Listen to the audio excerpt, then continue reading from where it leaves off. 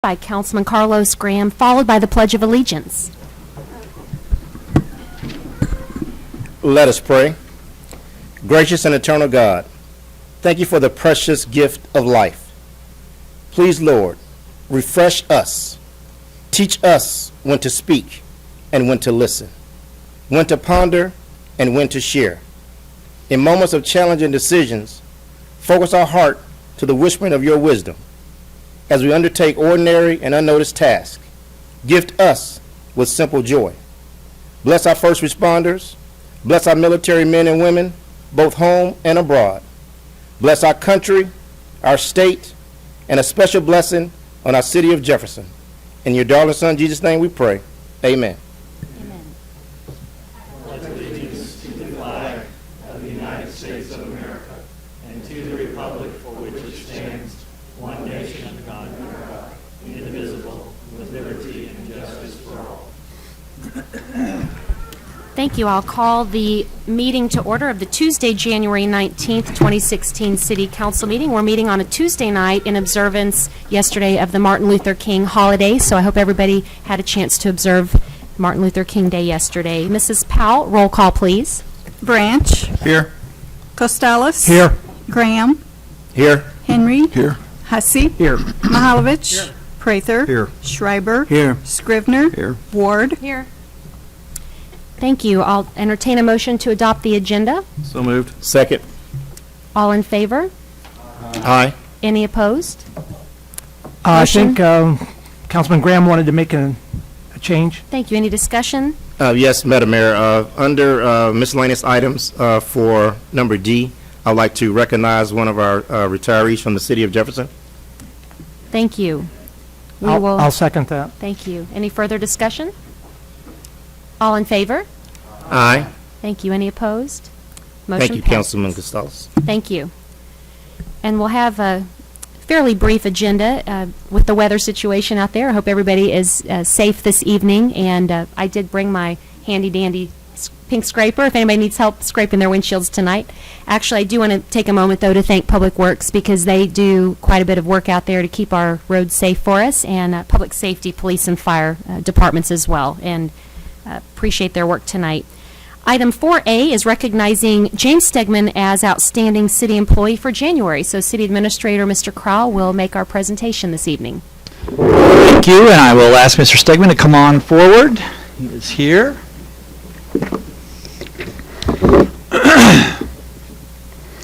And Mr. Stegman works with the Transit Division, and I thought I would read a few of the items that were listed on his application recognition. So on December 2nd, 2015, Jeff Tran Handy Wheels driver James Stegman went to pick up a longtime Handy Wheels client. Mr. Stegman's client was not present at the this designated Handy Wheels stop. Mr. Stegman became a bit anxious as he waited for the client, because it was not unlike this client to be late. And Mr. Stegman waited the standard 5 minutes for the client. Mr. Stegman decided to knock on the client's door. Mr. Stegman immediately discovered that the client was in need of medical attention, and Mr. Stegman notified Jeff Tran Dispatch of the situation and requested dispatch to get an ambulance, call for an ambulance, and Mr. Stegman's quick thinking allowed the client to obtain the necessary medical attention. So that was a great opportunity to be able to step in and help that client, and I'm sure that that was very much appreciated there. An additional example of the extra effort offered by Mr. Stegman includes the following. When Mr. Stegman was taking his lunch break at McKay Park, he noticed a 1-year-old toddler, clad only in diapers, walking around the lake at the park. After determining that the toddler was not being supervised, Mr. Stegman took the initiative to find where the toddler lived, returning the toddler back to safety and to the toddler's appropriate guardian. Mr. Stegman is also thorough and very responsive in helping Handy Wheels clients who ride the bus, and I understand that Chief Schrader also rides the bus. So we have, and your wife is here. Want to have her stand? There she is, okay. We have a few gift certificates for you. And just say thank you very much for your service and for all of that. And then there's a coin here for the mayor. And I know you wanted to come get a picture. You certainly can come up and do that too. So thank you very much. Thank you.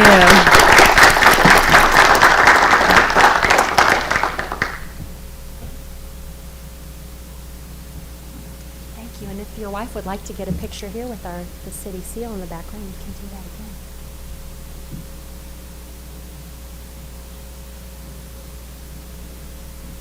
Thank you. Congratulations. Really appreciate your service. Thank you, Mr. Stegman, for your service. And wow, those stories are really amazing, and you've really made a difference and gone above and beyond what you're required to do, and appreciate the impact that you've made on our community for it. I would just like to say that I'd like to accept this on behalf of my coworkers and fellow drivers, because I feel like any of them in the same situation would have done the same thing. Well, thank you. Great job. That's wonderful. Well, thank you so much. Appreciate it. Thank you. That's wonderful. And item 4B is the USS Jefferson City submarine flag dedication. We were lucky enough to get some flags from the crew that flew over the USS Jefferson City and the USS Missouri. I'll make that presentation at the next council meeting so that we can take some photographs, but in the interest of time, I did want to mention that, and when we are finished with that, these flags will go on display in our case, but we're very honored to have those here, so at the next council meeting, I'll make a more thorough presentation, unless anyone is here from the submarine committee this evening.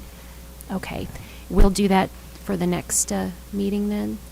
Okay, and then item C, the proclamation to welcome back the legislators, is also something that I will present more briefly. We did have a representative that was going to be here this evening from Senator Kehoe's office, but due to the weather, we thought it would be best maybe to make it more brief. But I did want to take a moment to, on behalf of the City of Jefferson, welcome back the Missouri State legislators and say how important it is to have them in our community. This is their home away from home, and we do appreciate having them here and the impact they have on our local community, and hope that they will enjoy some of the things we have to offer in our community. The proclamation mentions the Lincoln University basketball game. We hope they'll take in a game while they're here, a tour of the prison, penitentiary, and the Katy Trail Run Center, Missouri River Bike Pedestrian Bridge, or one of our lovely greenways. So I will make sure that this gets presented to the legislators, and we welcome them back. Item 4D. At this time, I would ask Matt Marash to make a presentation. We have a retiree, Mr. David Irwin, who is a longtime retiree from the wastewater division. So if you'd like to come Dave, if you forward wanna at this come on time. up, Thank you. I'll use this microphone. I'll let Dave stand right Sure. there. I just Come real on quick, up to the I wanna podium. say a couple words about yes, Dave. Thank you. But I'll borrow something that I remember John Landwehr, one of our previous mayors, used to do. He kind of gave a one-word description of people when they retired or something, and so a lot of hyphenated words came to mind, but I'll use open book. Dave's an open book, which is good for somebody in my position to have, kind of get the facts, and no matter good or bad, Dave, I could always depend on him to give me kind of the unvarnished truth so we could move forward on whatever it was that we were talking about. So I appreciated that. But Dave's been 35 and a half years of service here, and make sure I got my facts. He'll correct me if I'm not. But 17 years as plant manager, I believe, right? And besides the plant, we all know what that is, that big thing across the river that we don't have to think about because we have guys like Dave to take care of it for us and his staff. But he also has over 30 pump stations around town that they take care of over there. And then our Algoa plant, as well as our pre-treatment program with industrial users, biosolids, disposing of them properly. Dave's just been a really great employee for the city over the years, and I really appreciated him. He was our manager when we rebuilt the plant in early 90s, I guess, correct? And went through the 93 flood. I mean, there's so many things. This short description probably doesn't do it justice, but I'd also I'd say Dave is a good employee advocate for people that work for him. In his time, I guess we had one licensed operator at the city, and under his tenure, I think it's grown to 13 different various levels of operator license. So he made sure the employees knew it was a good idea to be trained, and he was supportive of that, and I appreciate that as well. So that's a sign of a good leader, and we appreciate that. And And in his tenure, he's probably won more than this, but I jotted down a couple of awards he's won. In 2005, he was the wastewater treatment plant operator of the year here in Missouri, and then in 2007, he also received another award for outstanding performance for wastewater treatment plant operator. So, great career here at the city, and I appreciate him and being recognized tonight. Well, thank you, and congratulations on your retirement, David. And I know they've already had a retirement reception for you, but I wanted to present to you here at the City Council meeting. This is very important, and that's quite an impressive list of accomplishments that you've had here. Appreciate your service to the city, and have a note here for you as well. So congratulations. Thank you very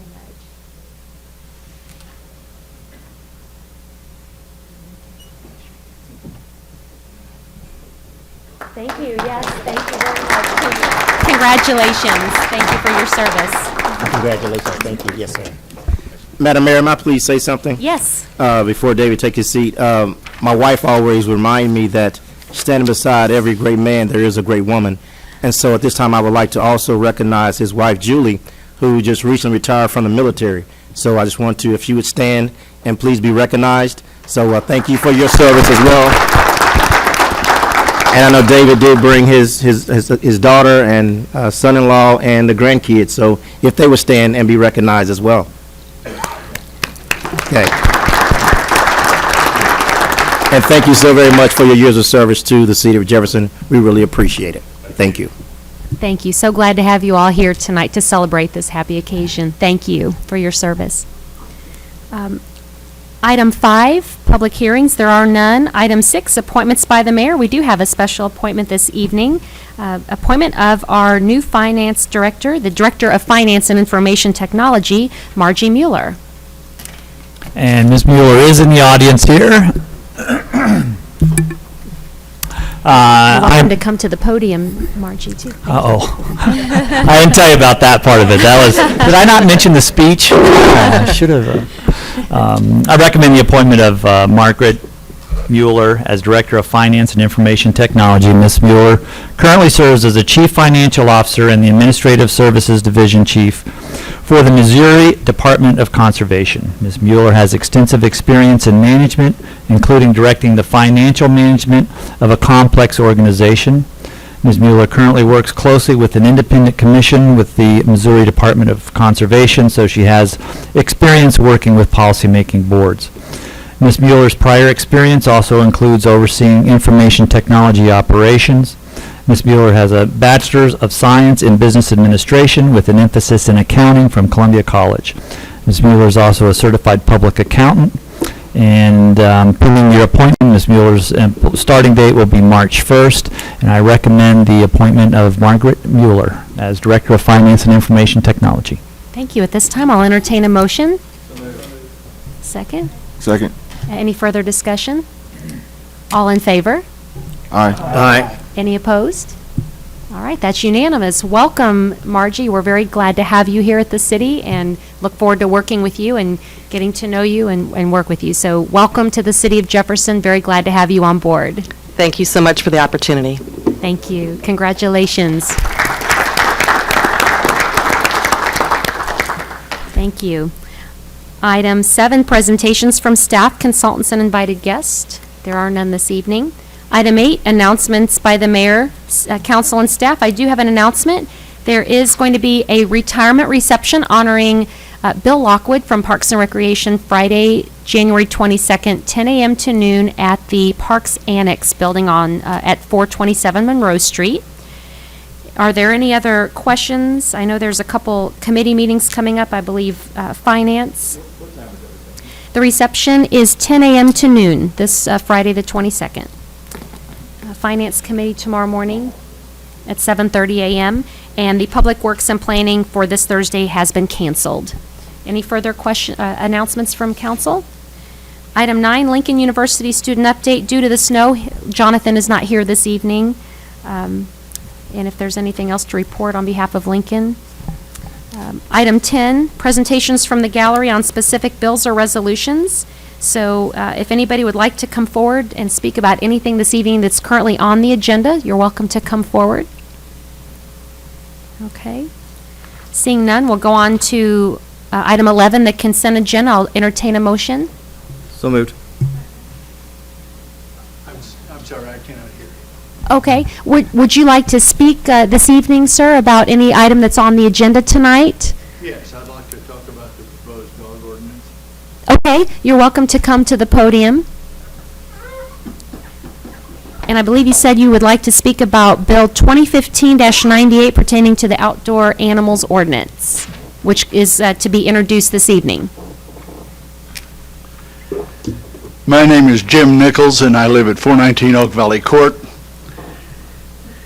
And I was thinking on my way down here how people would view somebody that could possibly be against a dog ordinance, because we might think that anything we could do for our animals would be helpful. But I'm 71 years old, and I can't ever remember not having a dog. And I believe that I'm a qualified dog lover. We have 3 dachshunds right now, Sassafras, Buddy, Max. And a couple of things. And by the way, my wife feeds our dogs every meal, which is no end to the frustration for me because of how much she spends on them, but she does. But I think this regulation was probably born in a good heart. I think somebody saw a dog on a chain out in the cold and said, we should do something about this. And I think sometimes a regulation can be, the effects of a regulation can be sought, but those effects are not actually successfully carried out. First thing I'd like to talk about specifically is that there's 2 kinds of people that I've noticed. There are people who love dogs and there are people who don't. And what I specifically want to talk about tonight are the people who don't. The people that don't love dogs are not going to cut a hole in their front door for a dog door, especially not if that door costs $2,000 or $3,000. And what are they going to do about cutting a hole in the screen door as well as the front door, or the screen door and the back door? They're not going to do it. They're going to get rid of their dog because they didn't really love that animal.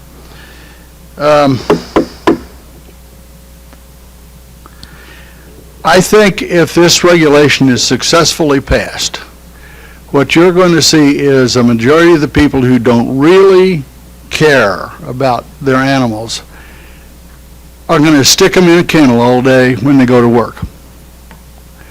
And I'd like to maybe ask some of you how you would feel if you were in a 3x3 cage, barely able to stand up, couldn't go to the bathroom, you're all alone, it may be ice cold in that garage, and a lot of people who are going to do that don't care. They just don't care. A lot of other people are going to put an animal out in a cold garage instead of out in the 25-degree weather, even if they have a fenced yard, and there might be antifreeze leaking in that garage. And I know a lot of you know about how deadly antifreeze is to animals. It's and there again, I think you're talking about the people who really don't care about them. But I think some people that will put a dog in a kennel are in no hurry to get home at night. They're going to go out and eat and maybe have a few drinks. So that animal will be in that kennel 10 hours. And they may leave him in that kennel all night because they don't want to fool with him. And he's not going to get any exercise. He's not going to get any love from the people. I've seen it a lot. I've also know a lot of people that if they've had a dog get out in their yard and animal control picked that animal up, it's what, 30 or $40 to get it back? I don't know what it is. But they're not going to do it. 'Cause now I'm talking about the people that don't really care about animals.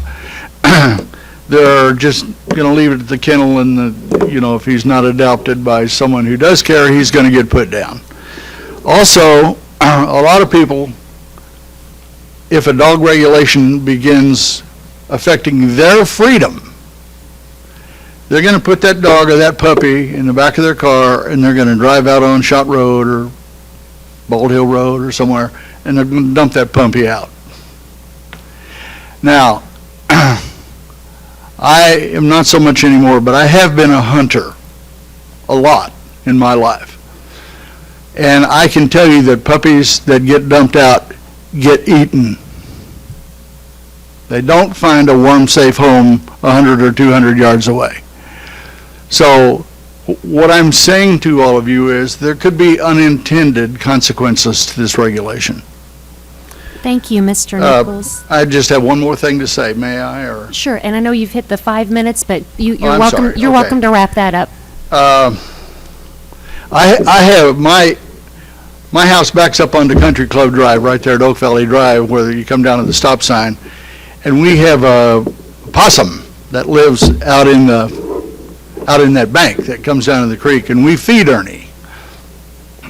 And I can tell you that animals will survive this cold, they will survive this snow in winter, and they have been doing it for 20,000 years.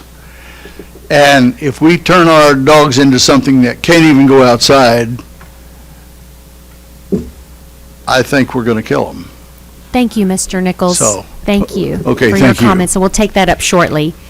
Item 11, or anyone else here to speak this evening? Item 11, consent agenda. Do we have a motion to approve? So move. Second. Any discussion? All in favor? Aye. Any opposed? Motion passes. Item 12, bills introduced, 2015-96. Mrs. Powell? An ordinance of the City of Jefferson, Missouri, transferring land for right-of-way to the Missouri Highways and Transportation Commission, Department of Transportation, MoDOT. Mr. Kroll? I'm speaking on behalf of Mr. Lockwood's absence. This item will donate about 88 square feet of Washington Park property to the Missouri Department of Transportation for some ADA improvements. Thank you. Any questions? Bill 2015-97. An ordinance of the City of Jefferson, Missouri, amending the City Code, Chapter 8, Section 8-3, and Section 8-5 by establishing requirements for the supervision of apprentices by dual licensed individuals. Mrs. McMillan? Thank you, Madam Mayor. This amendment is recommended by the Plumbing and Electrical Boards. It amends sections in Chapter 8, which is the Building Code, to clarify supervision of apprentices working under the city's adopted electrical and plumbing codes. In addition, it removes the fees from those sections in the electric and plumbing code to Appendix Y. The code specifies that the ratio for supervisory purposes for both plumbers and electricians is 2 to 1. This code will amend the code to specify that the apprentices supervised may be in only one trade and per job site. The legal opinion that was drafted by the city's law department is attached to this bill summary, and I'd recommend your reading of that for more information. I'd be happy to answer any questions. Thank you. Any questions? Thank you. 2015-98. An ordinance amending the City Code of the City of Jefferson, Missouri, Chapter 5, Animals, Section 5-15, by further defining the minimum standards for the care of animals housed outside. Mr. Hilpert? Thank you, Madam Mayor, and Captain Wilde's also here to answer questions if you need them answered. This was a issue that started out with a citizen concern, and they discussed it with the shelter, and then it went to the shelter advisor group, and now it's come to you all for discussion. A couple of points to probably make is that The regulations regarding how an animal has to be kept inside or outside are actually not new. Now, that doesn't mean it's not worth something discussing, but these are already in force right now.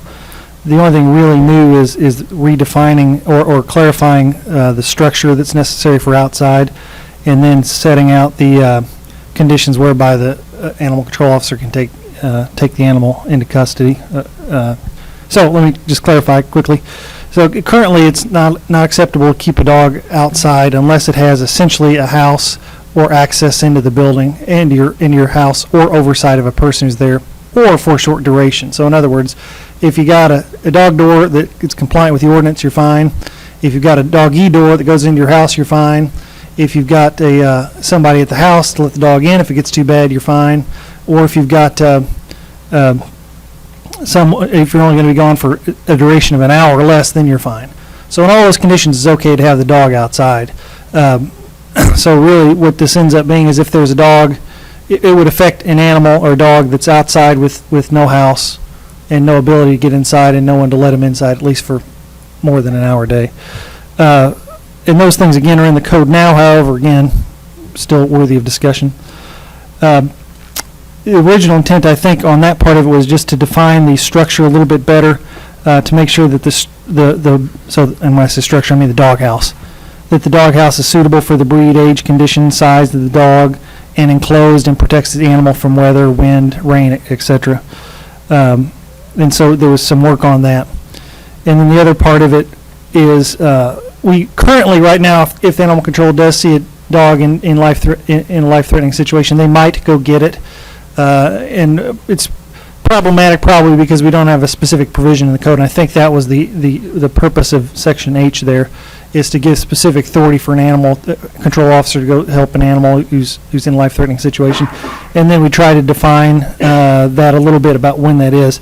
And so, and Captain Wilde mentioned this just before this meeting, so he can correct me if I'm wrong, but I think the hotter than 90 degrees or cooler than 30 degrees was kind of a vet comment about kind of when you're in the zone where you need to be concerned. So what this essentially says is, hey, if it's in one of those zones that we don't that we need to be concerned about, and there's no other, and they're not compliant with the rest of the code, which is the dog house or whatnot, then an animal control officer could go seize the animal for the safety of the animal. But again, then there are some other conditions. So the tornadoes, floods, thunderstorms, etc., also allow that. And now the council, you've all gotten some comments from folks. And Councilman Mahalich has been massaging this and trying to work it to make it a better ordinance. And he's got some things, and I know he's searching that for additional comments from council and public as well. So with that, maybe turn it over to you for any questions you've got for either myself or Captain Wilde. Thank you. Councilman Mahalovich?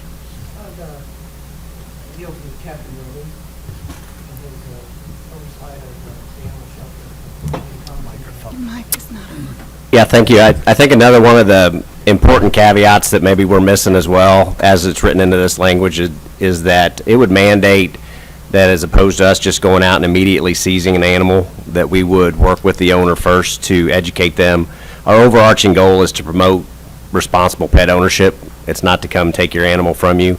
Our mandate by this revision would be that we would work with the owner to ensure adequate shelter is available, and if not, to educate them to make sure that it is. And at that point, only would there be a gross refusal on behalf of the animal owner, or absence of the owner would we immediately impound that animal. For example, severe weather, tornado, as he mentioned, severe thunderstorm warning. If we see that an animal is in danger and there's an absence of the owner, we would take that into our custody and to ensure its safety. Just want to make sure that we assure people we're in the business to promote responsible pet ownership and work with pet owners to just make sure that their animals are safe. Thank you very much, Captain Wilde. Any other questions from council? Councilman Mahalovich? Yeah, I think there's been a lot of comments going around about this 90 degrees, 30 degrees, and then also the thought that your sporting animals have to be inside. Somehow that was misread or misquoted, but no animal has to be inside. They can stay out 24/7, 365 days a year, as long as there's adequate shelter. That's the main deal. And they need to have adequate shelter in case of those conditions that are life-threatening, such as there's a tornado coming and something, you just can't have a dog in the middle of nothing without a shelter to go to. So this only kicks in. It only gives our animal control officer the right to impound the dog upon none of the above conditions being met. So if a dog has adequate shelter, based on the definition here, and all those other conditions defined by the legal department, then the dog is fine. I don't think this is a threat to sporting animals. I don't think it's a threat to those dogs that thrive outside, and I don't think this is a concern for those that want to see our animal control officers have too much power, because I think Captain Wilde made a good point that the whole idea is to educate the owner, to inform them and give them time to correct the problem, and then they could impound it if necessary. But today, if our officers see that animal in a life-threatening condition, they really don't have any authority to go do anything about it. This gives them that authority. Now, I think there's plenty of room for improvement in some of the people that I have heard. As soon as I explain to them that this doesn't cover that, or it doesn't cover this, then they're generally fine with it. And I've got several people that called me that want us to support this and pass it. However, I'm not going to fast-track this unless you all are comfortable in taking a vote. So I intend to offer up suggestions in the form of how we might improve this based on what I've heard, and then I'd like your all comments, and then be sure to get back with the people that are talking to you about this so that we can perfect this and maybe have it on for the next agenda. And if it's at that point and you feel comfortable with it, we'll vote then. If not, I'll put it on the informal. Thank you. Councilman Scrivener? Yes, I've had phone calls from people both who support it and people who are concerned by it. And I guess one of the things that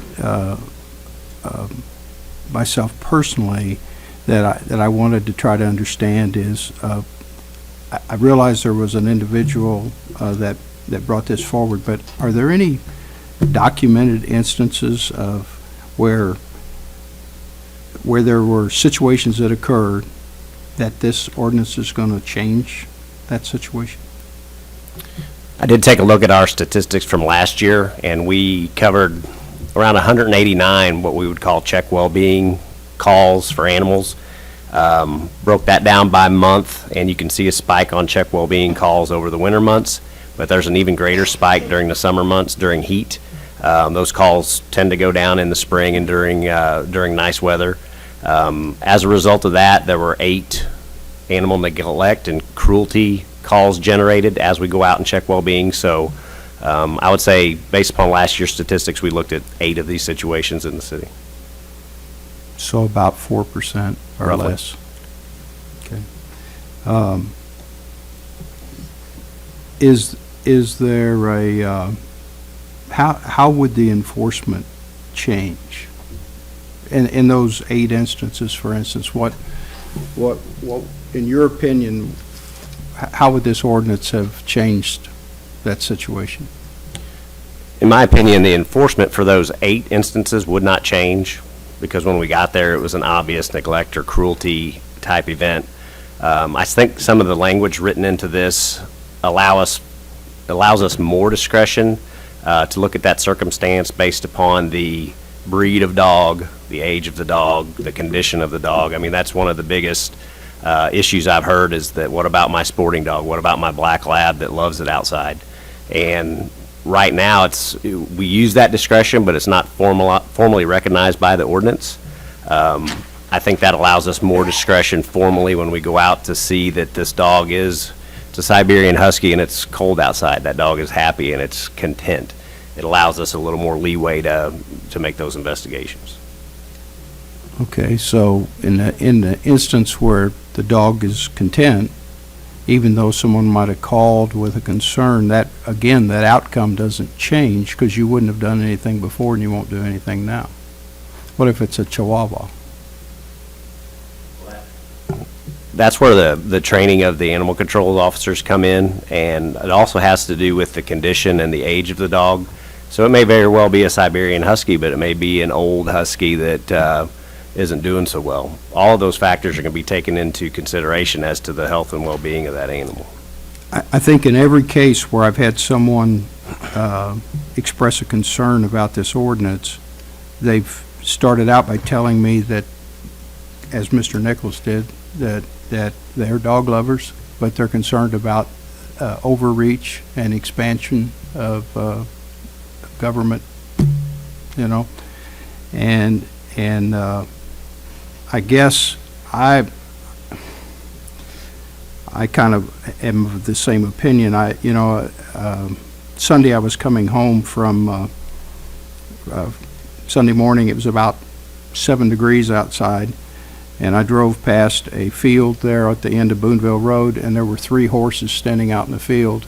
They all had snow blankets on, and of course there was a barn and an open shed. They could have been in the barn, they could have been in the shed, but they all 3 were standing there. In fact, they were asleep. They weren't even grazing.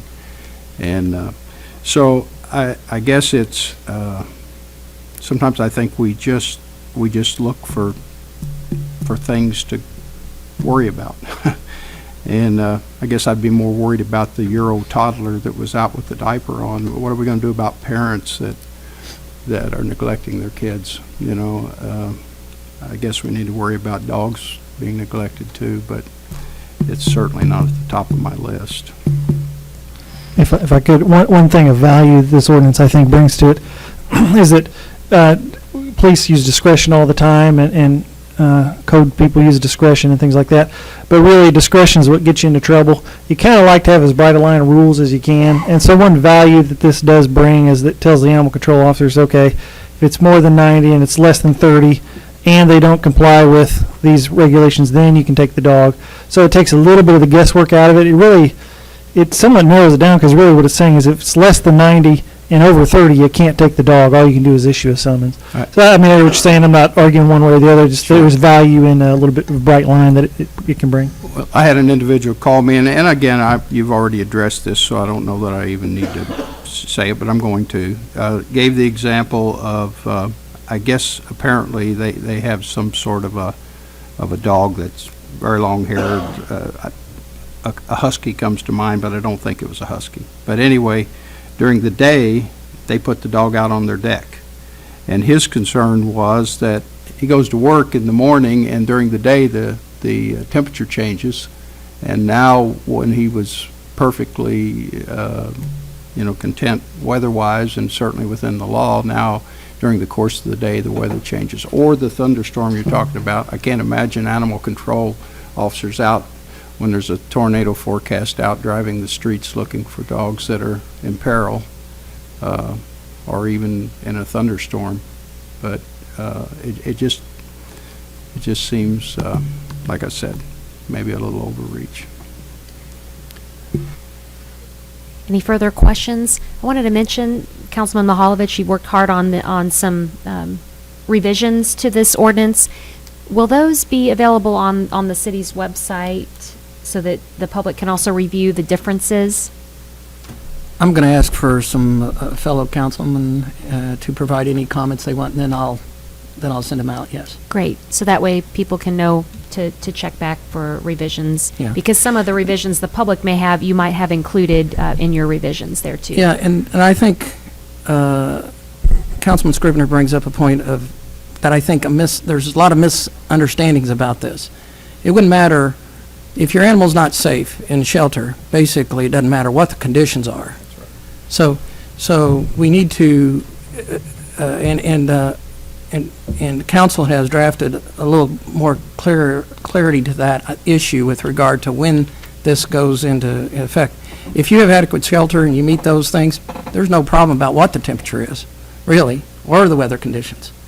However, if they're not secured and they're not cared for, and you have these life-threatening conditions, that's when we look at impounding your animal, but only after education takes place. Thank you. Also, Captain Wilde, and I wanted to also thank the veterinarians who worked on this ordinance along with the Animal Shelter Advisory Committee because they have the professional background as well to draft that. So thank you to all involved.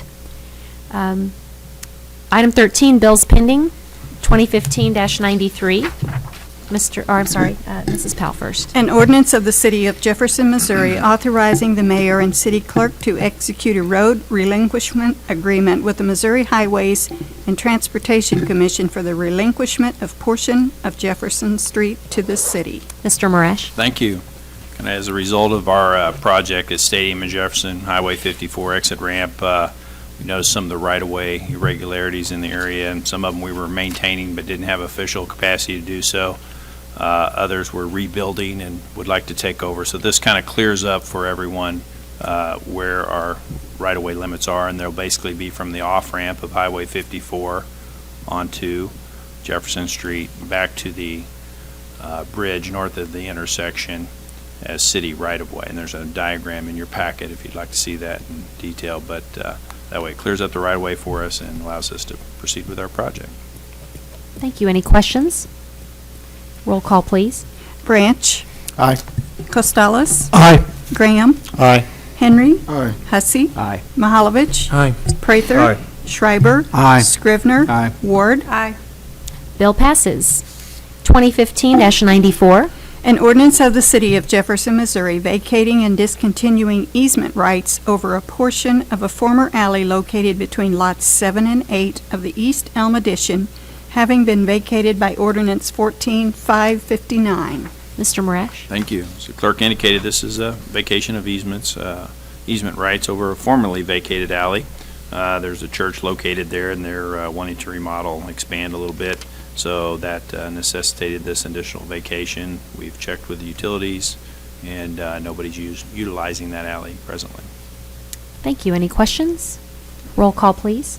Costales. Aye. Graham. Aye. Henry. Aye. Hussey. Aye. Mahalovich. Aye. Prather. Aye. Schreiber. Aye. Scrivener. Aye. Ward. Aye. Branch. Aye. Bill passes. 2015-95. An ordinance of the City of Jefferson, Missouri, authorizing the mayor and city clerk to execute a municipal agreement with the Missouri Highways and Transportation Commission for the westbound Highway 54 Missouri River Bridge Project, project number JP5 2189. Mr. Marash. Thank you. As clerk indicated, this is another agreement with MoDOT. This will be for their Highway 54 bridge repainting over the Missouri River. Basically, what these agreements do is kind of notifies us of the project, first of all, and then secondly, allows them to work with the staff to erect signage, close different exit ramps onto city streets or off city streets, and to complete their project. The project probably looks like it's going to get started in April timeframe, as we previously had discussed. However, they have a contractor, a specialty contractor in this case, and I know there was some discussion about closing considerable amount of traffic in this first phase. Well, the contractor's proposing basically a flip-flop to that schedule. So the first phase will really just close the exit ramp from MFA area and the soccer fields onto Highway 54 and take one lane out for erecting some scaffolding this summer. So that's kind of what they're looking at. Of course, there'll be many public service announcements from MoDOT about this as the project proceeds. It is over a year project as it stands today. So you have to answer any questions. Any questions? Roll call, please. Graham. Aye. Henry. Hussey. Aye. Mahalovich. Aye. Prather. Aye. Schreiber. Aye. Scrivener. Aye. Ward. Aye. Branch. Aye. Costales. Aye. Bill passes. Item 14, nothing on the informal, no resolutions. Item 16, presentations from the gallery on other topics. Is anyone here to speak about any other items for 3 minutes? Seeing none. Item 17, council and staff discussion. Any council discussion this evening? Councilman Henry? Thank you, Madam Mayor. I just wanted to recognize our all of our city employees, and I think it's important that we do this because we just had two very good examples. One of our employees retiring, the other one receiving a commendation for their work and concern. And I don't think we recognize our city employees like we should enough. And so I want all of our city employees to know how much they're valued here, and how much important their jobs are. Tonight, Public Works will be hard at work for us, yet once again. And so, I just want to take some time out to reflect and really thank our city employees for the job that they do to keep our city going. So thank you very much to our city employees. Thank you, Councilman Henry. Any other discussion this evening? Any new business, unfinished business? Councilman Costales? Thank you, Madam Mayor. Mr. Kroll, this is for you. I have a question. When we wrapped up the budget in late September, one of the things we passed on was, and we promised the employees, was a wage and classification study. What's the status of that? We got any bids in yet or anything? The RFP is being drafted now, so that hasn't, so no, we don't have any bids in because we haven't sent that out yet. So we're drafting the RFP now, and it'll go to the staff committee, and they'll have the opportunity to provide some input on that. Then we'll go out and request the proposals and go through the process. As I said in the memo that I sent to you at budget time, I anticipate having that information available for our next budget discussions. That's my concerns. They have it there so they can, so that when it gets to us, all those are in there. That's the plan. Thank you. Any other unfinished business? All right, I'll call this meeting adjourned, and everybody please go home safely this evening with the snow and road conditions. Thank you.